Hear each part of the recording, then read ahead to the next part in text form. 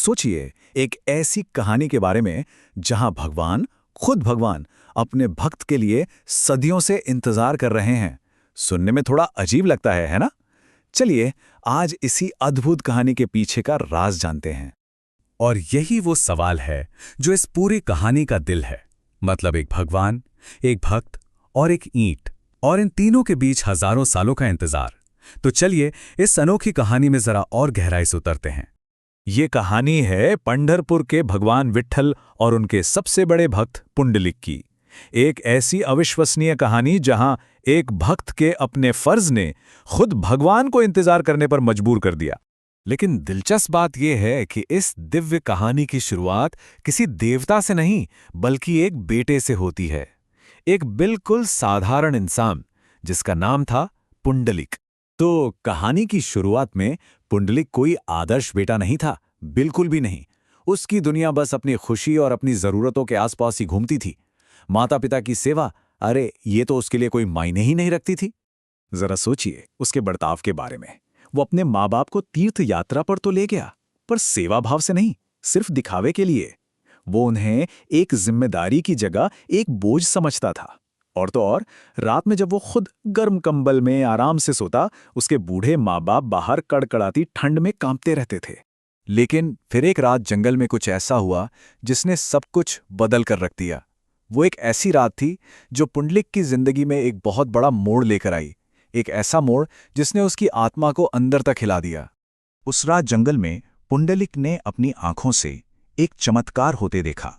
जो उसने देखा वो कोई आम बात नहीं थी। उसने 3 दिव्य महिलाओं को देखा और उनके साथ एक ऐसा करिश्मा हुआ जो उसकी सोच से भी कहीं आगे था।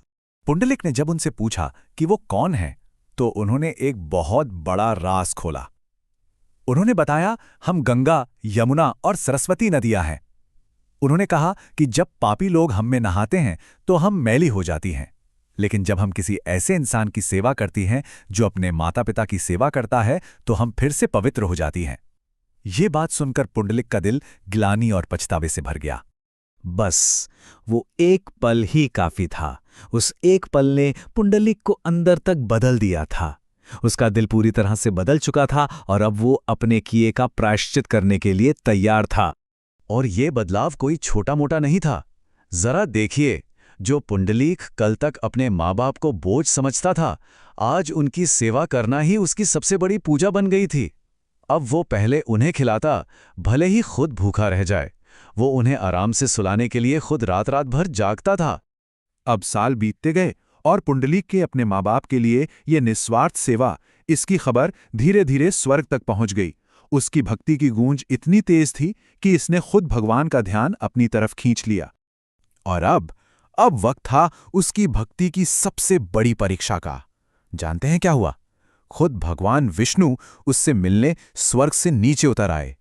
लेकिन उस वक्त पुंडलिक अपने माता पिता के पैर दबाने में इतना मगन था कि उसे किसी और चीज का होश ही नहीं था। भगवान विष्णु ने दरवाजे से उसे आवाज दी, पर पुंडलिक अपने फर्ज से टस से मस नहीं हुआ। उसने अपनी सेवा में कोई रुकावट नहीं आने दी और अंदर से ही एक ईंट बाहर की तरफ फेंकी और कहा, प्रभु, आप इस ईंट पर खड़े होकर इंतजार कीजिए, मैं अपना फर्ज पूरा करके आता हूं। अब पुंडलिक की अपने फर्ज के लिए ये लगन देखकर भगवान विष्णु को गुस्सा नहीं आया, बल्कि वो तो बहुत ज्यादा खुश हुए और उन्होंने एक ऐसी बात कही जो सदियों सदियों तक याद रखी जाने वाली थी। जब पुंडलिक अपनी सेवा खत्म करके बाहर निकला, तो भगवान ने उसकी भक्ति को सबसे ऊपर बताया और उन्होंने पूरी दुनिया को एक हमेशा याद रहने वाला संदेश दिया कि माता पिता की सेवा करना खुद मेरी पूजा करने से भी कहीं ज्यादा बड़ा है। और बस यहीं से पंढरपुर के विट्ठल मंदिर की कहानी शुरू हुई। भगवान ने ये वचन दिया कि वो हमेशा उसी ईंट पर खड़े रहेंगे ताकि दुनिया इस सबसे बड़े सबक को कभी भूल ना पाए। और जानते हैं, वो आज भी हजारों साल गुजर जाने के बाद भी उसी जगह पर उसी ईंट पर खड़े हैं। अपने भक्त के फर्ज का सम्मान करते हुए वो आज भी इंतजार कर रहे हैं। तो सवाल ये उठता है कि फर्ज और सेवा की ये सदियों पुरानी कहानी आज के इस भागदौड़ भरी जिंदगी में हम सब के लिए क्या मायने रखती है? इसका जवाब शायद हम सभी को अपने अंदर ही ढूंढना होगा।